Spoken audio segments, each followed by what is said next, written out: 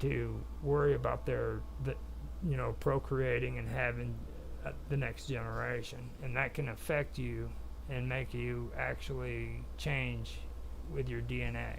You know what I mean? Um, I found a lot of that interesting. So that's something that did it. That's something that did it. Yeah, I think they showed some studies out of Israel, I believe it was, where if the parents had a traumatic upbringing or like had like faced like wars and stuff like that, their children would be born with more fat cells, more adipose tissue, because their genetics are actually trying to insulate them against harsh conditions. So they're more likely to gain weight. So like that's another sign of like short-term adaptation genetically and stuff. Yeah, I didn't. Another thing, talking about the immortality situation, it reminds me of like the stories of Noah and some of the king lists in Sumeria, where they talk about humans in the ancient past having like really long lifespans. Like Noah was meant to live for like 600 years or something. And I remember something from science where they found like central nervous system cells in the brain could actually last for like hundreds of years if they were under the right conditions. So it does bring into question like how long can we actually live if we didn't have too much inflammation happening, and if we had the right amount of nutrients, we could probably live a lot longer than we currently do. Well, you've studied Sitchin's uh, beliefs, haven't you? Zachariah Sitchin. I haven't read all his books, but yeah, I'm aware of a fair bit of it. Now, a lot of people they like.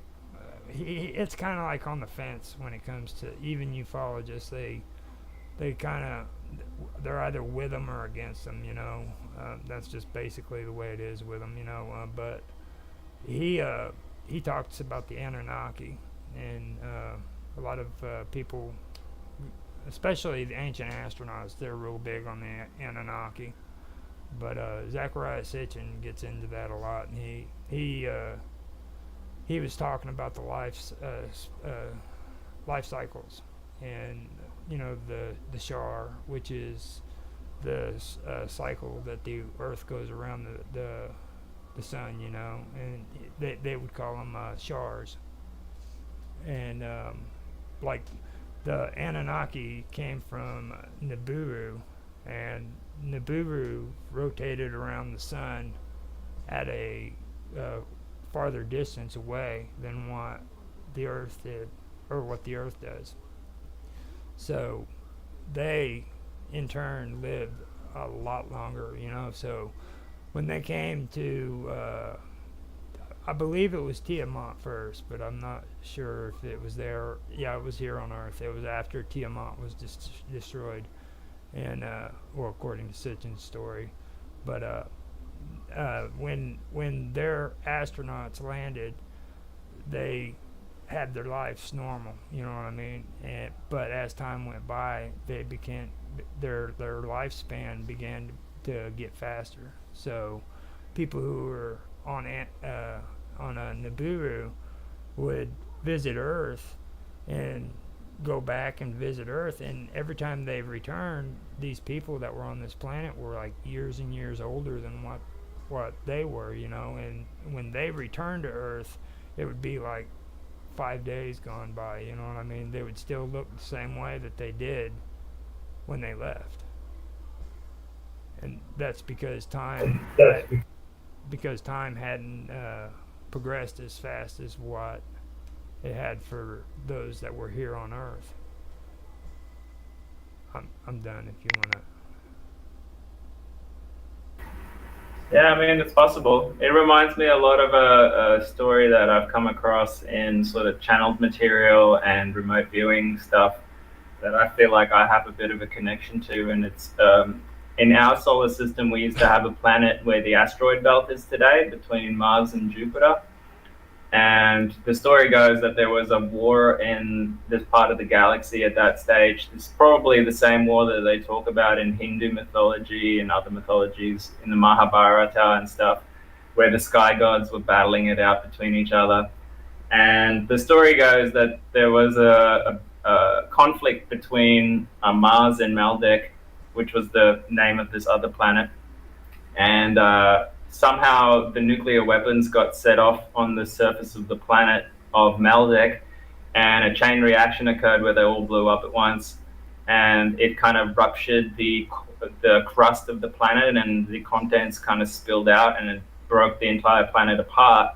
And the explosion was so severe that it actually knocked the atmosphere off Mars. The shockwave knocked the atmosphere of Mars. And even today, when you look at scans of Mars, like look at, Google Space, whatever it's called, you can see like half the planet is just peppered in like craters, and the other half is pretty clean.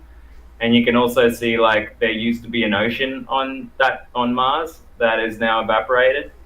So yeah, I find that interesting. And like there is also this sort of geological history of the Earth getting periodically hit by massive meteors, comets, and they seem to be coming be more severe at certain periods of the year and certain periods of the millennia, where they happen in this periodical time frame, right? There's some evidence to suggest that that's kind of what like a reset civilization about 10,000, 11,000 BC that Randall Carlson and Graham Hancock talk about. It's like remnants of this ancient ET battles and stuff, which I find like pretty fascinating.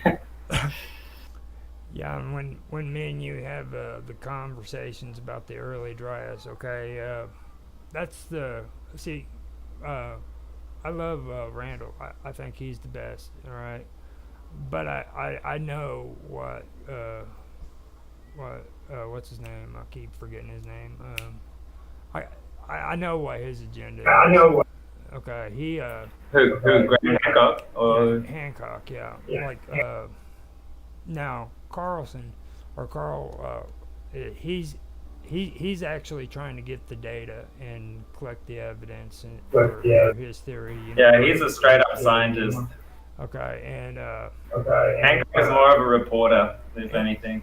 Well, more than that. Like he wants so hard to talk about the ancient, lost civilizations, and that's really what his motives with the early Dryas is. You know what I mean? Because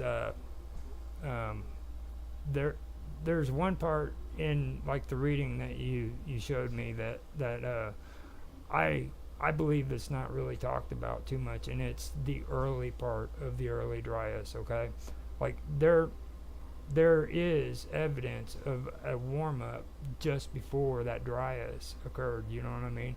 And and it was really rapid too. It was like that's when that water spike happened as well. Right. It's like a very quick, right. and then the temperature went down again, and then there was a second spike for whatever reason. Now see, with Randall, that's just data, and that's evidence. But with Hancock, okay, I mean, he could spin that out like so much. Like if people didn't admit that there was a lost civilization that did that, then don't get me wrong, it's not to the extent of global warming today, okay? Or if you believe in global warming, but the temperature's rising basically, okay? It's not to the same extent, but I feel that that's what he's going for. Well, you either have to accept that. I like Randall's position on it. He's like, compared to these ancient cataclysms that were so much more severe in terms of sea level rise and in terms of temperature fluctuations, that the small amount of warming that we're undergoing now is just a speck on that spectrum. And on top of that, it's not 100% clear whether it's actually human caused or not, considering that these things naturally happen anyway over long periods of time. So I kind of like his position. He hasn't like been made it set in stone or anything like that, but he's like, let's put it in perspective. Like, let's not freak out just yet over like 1 degree or 2 degrees. Yeah, I agree with you, and see, I see that with him too, but I don't see the same thing with oh God. Well, Yeah, Hancock wants to be Hancock. right, because he's touted the ancient civilization thing for many years before he met Randall, so Yeah. he's pretty keen to be correct on his theories. Well, Or whenever he gets a small win, he like blows it up a bit. But you uh, do know he he's was a bit of an entertainer as well. he was the one that started the whole Planet X colliding into Earth on 2003, right? You know that was him, right? Like he's Ah, no, I wasn't aware of that. I thought that yeah. was Sitchin. No, that was him. Sitchin said that it happened. Okay, and that was Tiamat. The story he was talking about that you're reading about with the asteroid belt and the planet that collided and created all that. That's Sitchin. He incorporated that into his story. Okay, like Tiamat. When I was saying that that's the planet you were talking about, it was destroyed because of a battle that occurred between Tiamat and Marduk, and Marduk had to wait until Tiamat opened her mouth, and he freaking plunged, I believe it was a sword down her mouth and killed her.